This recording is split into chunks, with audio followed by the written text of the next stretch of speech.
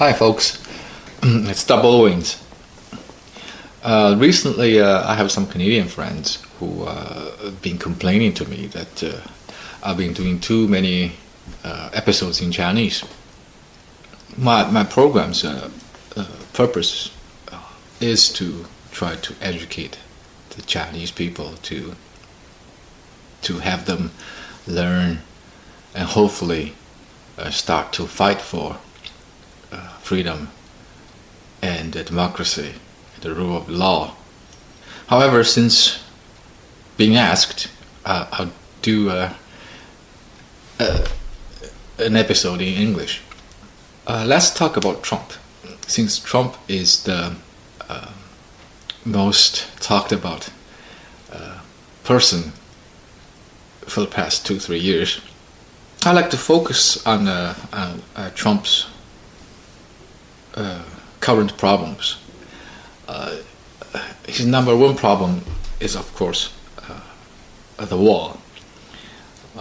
He wanted to build a Mexican wall, and of course Pelosi is trying her best to stop him. Regarding the wall, I do commend Trump for trying to keep his campaign promises, because too many politicians will promise you the world and then once get elected never bother to fulfill any. In this regard, I actually give Trump credits for it. However, I do think a wall nowadays is not going to do much. It might stop the flow of immigrants, provided that these immigrants are like individual families trying to cross on their own. But if some criminal gangs organize a human traffic ring and start to digging tunnels and stuff and transport people en masse, I don't know how a wall is going to stop that. Also, I don't think the wall is going to stop the flow of drugs. Tunnel digging is one option, and they can always get on a boat and just swing across.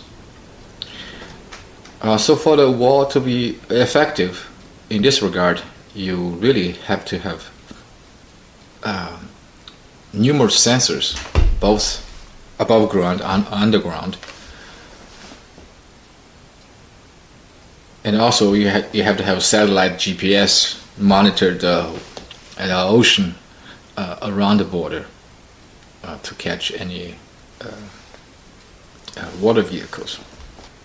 So again, I give Trump credits for keeping his promises, but if the resistance is too big, I don't think it's just worth it to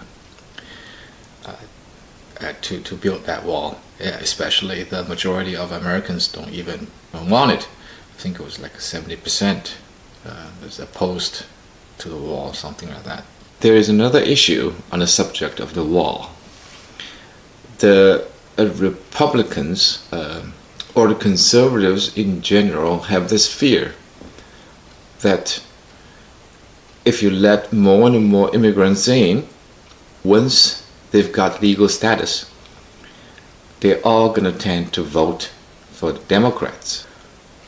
For the Republicans and the conservatives, this is an existential threat. However, I don't look at this issue in short terms.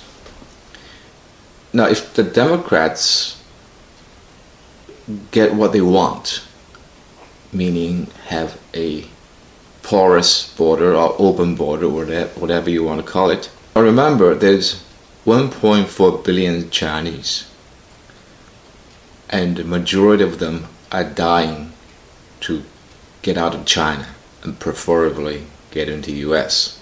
And the Chinese are very smart, especially take advantage of some loopholes.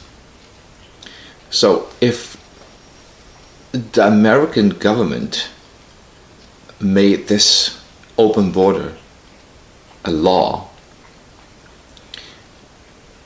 just you wait, and there will be millions and millions, maybe tens of millions, hundreds of millions of tourist visas going to Mexico or Latin America, and you have a big Chinese caravan going towards the American border.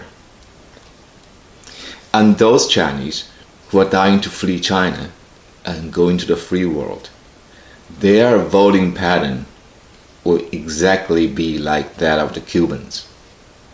So in the long run, Democrats actually will put themselves in peril. So I suggest the Democrats better be careful about what they wish for. No, Trump's number 2 big problem, actually his number 2 and 3 problem is intricately connected. His number 2 problem is North Korea. His number 3 problem is China. We know that the Trump-Kim summit broke down, and North Korea doesn't seem to be willing to get rid of the nukes. And Trump also has hit a wall with the trade talks with China.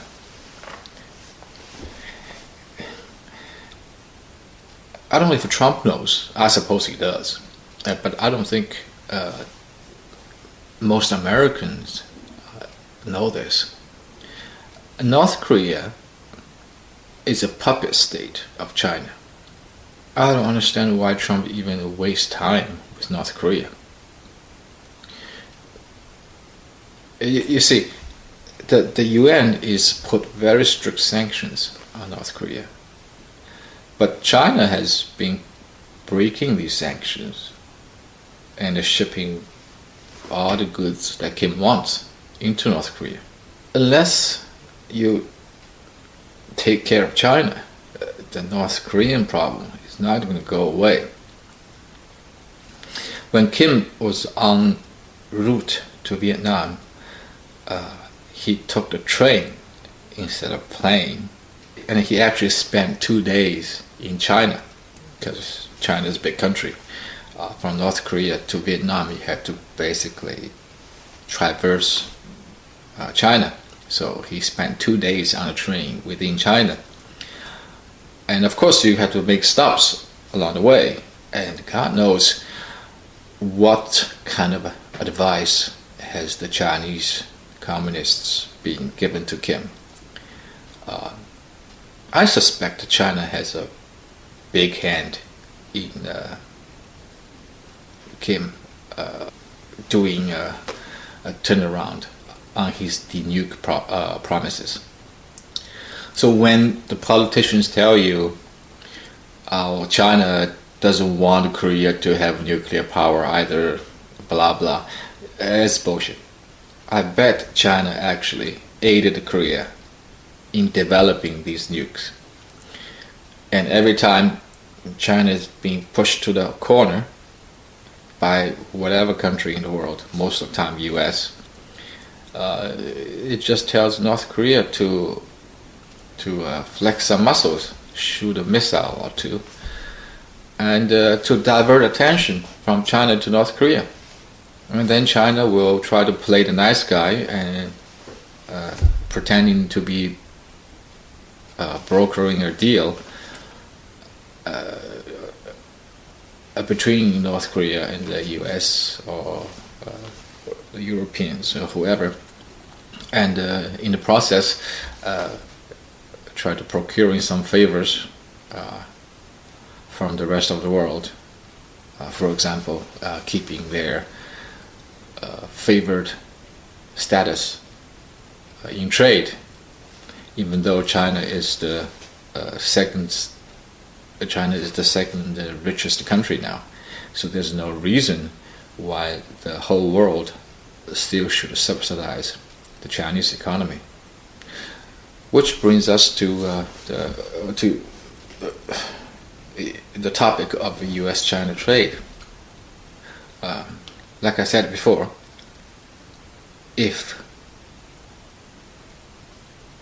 US really wants to take care of North Korea, then it has to be tough on China. If the trade talk failed and Trump increased the tariff to 25%, then it's going to wreak havoc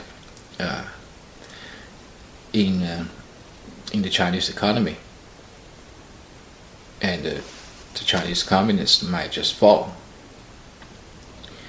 However, does Trump want to take the risk of the collapse of the Chinese economy dragging down the US economy, even though it's for the good of the whole world in the long run? But I don't think the US people are this smart, have this much foresight. So if the economy goes down, Trump's not going to get re-elected. So this is kind of a quagmire that Trump is in. Now, if this was Trump's second term, then it would be much simpler scenario, because he doesn't have to have another election to worry about. So the best term, I think, for Trump and the US, and in some ways for China as well, is to have China pay a big fine for all these violations, the intellectual theft, illegal subsidies to Chinese companies to monopolize the world, especially Huawei. Be very careful about Huawei. And if you don't want your privacy to be gone for good, then don't ever let Huawei into the Western world, because I'm sure there will be some sort of spying device on every machine. If that happens, then the Chinese communists not only have total control of the Chinese people, they will also have total control of the people of the world. So if Mr. Trump wants a win-win situation for now, then have the Chinese pay a steep fine for their misdeeds for now. When get re-elected, you can always reopen trade talks. By then, he can be as tough as he wants. Another problem has been making news about Trump. It's been making news for the past 2 years. Is this Russian collusion thing. Mueller's report is going to be coming out anytime soon, and I can bet that whatever the findings in there, there will not be anything that pointing towards collusion. As a matter of fact, when I saw Trump on the stage asking Russians to release, to hack Hillary's emails, I knew then that Trump didn't have anything underhanded with Russians, because nobody's that stupid and doing shady business with Russians and then go on public and proclaiming and imploring the Russians to release his political enemies' emails. It's just not how collusion should logically work. If I was Trump, I'm not really concerned about the Mueller report. Of course, the Democrats is going to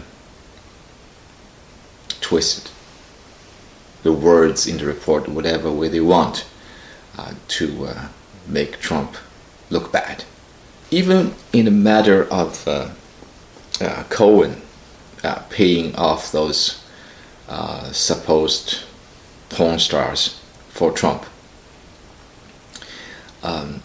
everybody took this for granted, that Trump slept with this woman and end up had to pay hush money. I'm not 100% certain about that. Of course, it's possible Trump, being a rich man and had a reputation as a playboy, it is certainly possible that he did sleep with this woman. However, there's one thing I think is quite odd. If Stormy Daniels wanted to blackmail Trump, a billionaire, I don't think she would just settle for $100,000. I mean, it just made no sense.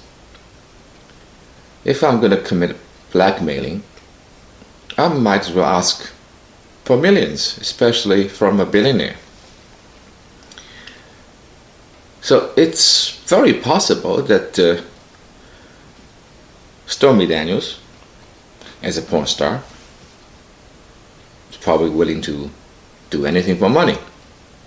So she saw this as an opportunity to make some easy money. Trump's running for president. I've had private meetings with Trump. If I just push him a bit, saying, give me some money, otherwise I'm going to sabotage your chances of ever becoming a president. Maybe Trump really didn't have any sexual liaison with her, but because didn't want the complications to damage his election, agreed to pay a token sum of money, something like $100,000, plus or minus. I don't remember the exact number. And Stormy Daniels, knowing that she doesn't really have a true claim to what she's saying, was willing to settle for this puny amount of money.